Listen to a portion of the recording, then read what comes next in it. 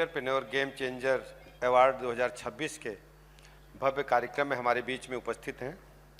उत्तर प्रदेश सरकार में वरिष्ठ मंत्री, भारतीय जनता पार्टी के पूर्व प्रदेश अध्यक्ष रहे आदरणीय सूर्य प्रताप शाही जी, एडिटोरियल डायरेक्टर एंटरप्रेन्योर इंडिया एवं एशिया पैसिफिक आदरणीय सचिन मौर्य जी, आदरणीय संजीव झा जी, संपादक एंटरप्रेन्योर इंडिया, आदरणीय डीपी सिंह जी, एसोचैम, उपस्थित सभी स्टेक होल्डर्स भाइयों तथा बहनों, हम सब जानते हैं कि उत्तर प्रदेश राज्य अपार संभावनाओं वाला स्टेट है। मौर्य साहब ने जनसंख्या की चर्चा की। जनसंख्या के साथ साथ एक बड़ा मार्केट भी है और आप कैलिफोर्निया से शुरू करके दुनिया के कई राष्ट्रों में उद्योग जगत में अपनी धाक जमा चुके हैं। किसी भी उद्योग को आगे बढ़ाने के लिए हमें मार्केट की आवश्यकता होती है और अनुकूल माहौल हो, इंफ्रास्ट्रक्चर बेहतर हो। आज मुझे कहने में इस बात का गौरव हासिल है, अंतर्राष्ट्रीय जगत के जो बड़े बड़े उद्योगपति हैं, इसके साथ साथ में जो स्टार्टअप्स हैं, सबकी निगाहें उत्तर प्रदेश की तरफ है। उत्तर प्रदेश 25 करोड़ की जनसंख्या वाला राज्य तो है ही, एक बेहतर इंफ्रास्ट्रक्चर वाला भी स्टेट बन चुका है। आज पूरे देश में जितने भी एक्सप्रेस हाईवेज हैं, सर्वाधिक संख्या अपने प्रदेश में है। बेहतर सुगमता से आवागमन किसी भी उद्योग के लिए आवश्यक है। 75 जिलों को हमने 4 लेन से जोड़ा है, जो स्टेट हाईवेज हैं। प्रदेश में रेलों की गति बढ़ी है, डबल इंजन की सरकार ने इस चमत्कार करके दिखाया है। अंतर्राष्ट्रीय मानकों के रेलवे स्टेशंस बने हैं। वंदे भारत जैसी ट्रेनें चल रही हैं जो सुगमता के साथ आपको किसी भी बड़े शहर से तत्काल जोड़ती हैं मात्र कुछ घंटों में। हवाई यातायात भी बहुत सुगम हुआ है। उत्तर प्रदेश में पहले 17 से पहले मात्र 2-3 हवाई अड्डे संचालित होते थे। वाराणसी, लखनऊ, कानपुर भी हवाई यातायात संभावित तो था लेकिन चल नहीं पाता था। गोरखपुर भी लगभग मृत प्राय था। लेकिन आज मैं कह सकता हूं गर्व के साथ कि आज हमारे पास 17 एयरपोर्ट पूरी क्षमता के साथ, कुछ दिनों के बाद 4 एयरपोर्ट और संभावित हैं। इस राज्य में 21 हवाई अड्डे पूरी क्षमता के साथ काम कर रहे होंगे। एशिया का सबसे बड़ा हवाई अड्डा, मैं दोबारा रिपीट करता हूं, एशिया का सबसे बड़ा हवाई अड्डा जेवर में बनकर के तैयार हो चुका है। माननीय प्रधानमंत्री जी ने, माननीय मुख्यमंत्री जी ने देश की जनता को समर्पित किया है। आज तक अपने भारत में हवाई जहाज रिपेयरिंग की कोई सुविधा नहीं थी। रिपेयरिंग छोड़ दीजिए, डेंट पेंट भी नहीं होता था। हमको सिंगापुर, फ्रैंकफर्ट या दुबई या अन्य राष्ट्रों को जाना पड़ता था। अब उसको भी हमारे पास जेवर में व्यवस्था है। यातायात के बाद सबसे बड़ी चुनौती हमारे सामने इलेक्ट्रिसिटी को लेकर थी। 17 से पहले अपने राज्य में बिजली के मामले में हम कितना कमजोर थे, आप डाटा देखेंगे तो 15-16 हजार मेगावाट बिजली हम मैक्सिमम पीक आवर में यूज करते थे। आज हम 32,000 मेगावाट तक बिजली पीक आवर में यूज करने का रिकॉर्ड पूरे देश में बना चुके हैं। 75 जिलों को बराबर बिजली जाती है। पहले 17 से पहले 1 हफ्ता बिजली दिन में मिलती थी, 1 हफ्ता रात में मिलती थी। कुछ महत्वपूर्ण जिले थे जो शासन सत्ता के नजदीक होते थे, उन्हीं को बिजली मिलती थी। मेडिकल कॉलेज की संख्या 47 से 17 तक मात्र 40 थी, प्राइवेट और सरकारी मिलाकर के। आज हमारे पास 83 मेडिकल कॉलेज पूरी क्षमता के साथ हैं और कुछ जिले बचे हैं जहां हम शीघ्र ही मेडिकल कॉलेज 100% हमारे सभी जिले आच्छादित हो जाएंगे मेडिकल कॉलेजों से। हेल्थ का इंफ्रास्ट्रक्चर भी हमने बेहतर बनाने का काम किया है। आप देखेंगे तो मेडिकल टूरिज्म के सर्वाधिक पैसेंजर्स हमारे पास हैं, उत्तर प्रदेश में है। पूरे देश का आंकड़ा आप निकालेंगे। पर्यटन के मामले में उत्तर प्रदेश ने बड़ी छलांग लगाई है। एक आंकड़ा है पिछले वर्ष 31 दिसंबर का, गोवा में सर्वाधिक पैसेंजर्स जाते हैं पर्यटन के लिए 31 दिसंबर को। पिछले वर्ष का आंकड़ा था जितने लोग गोवा में थे उससे कई गुना अधिक लोग काशी विश्वनाथ का दर्शन के लिए वाराणसी में थे। वाराणसी, अयोध्या, विंध्याचल, मथुरा, वृंदावन एक पर्यटन के नए क्षेत्र में एक बड़े छलांग लगाने का काम किए। मैक्सिमम लोग आ रहे हैं। वृंदावन में तो आपको शनिवार इतवार को आल्पिन रखने की भी जगह नहीं मिलती है। पूरा देश उधर आ रहा है। और हमारी सरकार ने पर्यटन के क्षेत्र में जो हमारी सनातन संस्कृति के प्रतीक स्थान थे उनको हमने बेहतर डेवलप करने में सफलता हासिल की है। और इन सब के पीछे सबसे बड़ी चुनौती भरा काम यूपी का था कि लॉ एंड ऑर्डर को कैसे सुधारें। जिले को छोड़ दीजिए, हर मोहल्ले में गुंडे बदमाश माफिया भरे थे। अगर आपने नई मोटर खरीद ली कहीं मर्सिडीज तो 17 से पहले आपको जीटी देना पड़ता था। जीटी समझते हैं ना, गुंडा टैक्स। और सरकारी संरक्षण में गुंडे पनपते थे। बहू बेटी 5 बजे के बाद निकल नहीं सकती थी। आज मैं कह सकता हूं कि उत्तर प्रदेश में लिस्टेड कोई भी क्रिमिनल नहीं है। इस राज्य में 17 से पहले 20-22 बड़े गैंग होते थे, माफिया गैंग, जिनकी चार्ट थाने पर लगी रहती थी। ये रजिस्टर्ड माफिया, संगठित माफिया गिरोह हैं। सरकारी ठेकों की लूट, खनन पर लूट, जमीन जायदाद कर कब्जा करना।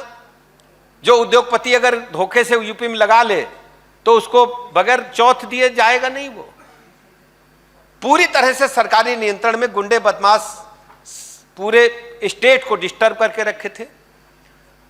माननीय मुख्यमंत्री योगी जी के नेतृत्व में, माननीय प्रधानमंत्री नरेंद्र मोदी जी के मार्गदर्शन में हम कह सकते हैं कि उत्तर प्रदेश राज्य ने आर्थिक क्षेत्र में बड़ी छलांग लगाई है। आप सोचिए 17 में जब राज्य चलाने का अवसर प्रदेश की जनता ने भारतीय जनता पार्टी की सरकार को दिया, हमारा बजट जितना 17 में हमें मिला था उसके 3 गुने बजट पर हम बैठे हैं। आज उत्तर प्रदेश सरकार का बजट 8 लाख करोड़ से अधिक का है और प्रति व्यक्ति आय भी 3 गुनी हुई है। ये आंकड़े कोई मैंने तैयार नहीं किए हैं, आप इंटरनेट पर सर्च करिए। अगर कोई व्यक्ति 2017 में जब हमारी सरकार नहीं थी 1000 रुपया महीना उसके जेब में बचत का था, आज वो 3000 रुपया, 3 गुना आमदनी हर व्यक्ति की उत्तर प्रदेश में हुई। यह आंकड़ा है, आप सर्च करिए। माननीय प्रधानमंत्री जी ने $5 ट्रिलियन इकोनॉमी का लक्ष्य रखा। आपने भी चर्चा की है, लिफलेट मैंने देखा आपका, चर्चा की है आपने कि आप मदद करेंगे, नए इंटरप्रेन्योर लाएंगे, पुरानों को आगे बढ़ाएंगे और नए लोगों को फ्रेंचाइजी दिलाएंगे, नए लोगों को जोड़ेंगे, प्लेटफॉर्म प्रदान करेंगे। $5 ट्रिलियन इकोनॉमी के लिए उत्तर प्रदेश राज्य अपना अगर हिस्सा नहीं आगे बढ़ाएगा तो पूरा देश प्रगति नहीं कर सकता। उत्तर प्रदेश बढ़ेगा तो देश बढ़ जाएगा, क्योंकि 1/5 हिंदुस्तान आप है, 1/5 हिंदुस्तान उत्तर प्रदेश में रहता है। तो आप यह भी नोट करिए, $1 ट्रिलियन इकोनॉमी का लक्ष्य माननीय मुख्यमंत्री योगी जी ने दिया। आज हमारे पास जो डाटा है 2030 में इस लक्ष्य को हम प्राप्त करेंगे। 2030 में उत्तर प्रदेश की इकोनॉमी $1 ट्रिलियन इकोनॉमी होगी, क्योंकि आप इकोनॉमिक्स क्षेत्र से सभी लोग हैं, उद्योग क्षेत्र से। और आज आप पूछेंगे कि आपकी क्या हैसियत है फाइनेंशियली, तो आज हम 350-400 बिलियन डॉलर पर घूम रहे हैं और प्रतिदिन हमारी इकोनॉमी आगे बढ़ रही है, हर सेक्टर में आगे बढ़े। और इसके लिए गेम चेंजर क्या हुआ?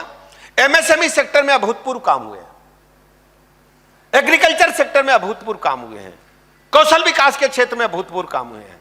आज उत्तर प्रदेश का जो युवा है वो रोजगार करने के लिए दिल्ली बंबई उसके लिए प्रेफर नहीं कर रहा है, वो अपने गांव में काम कर रहा है।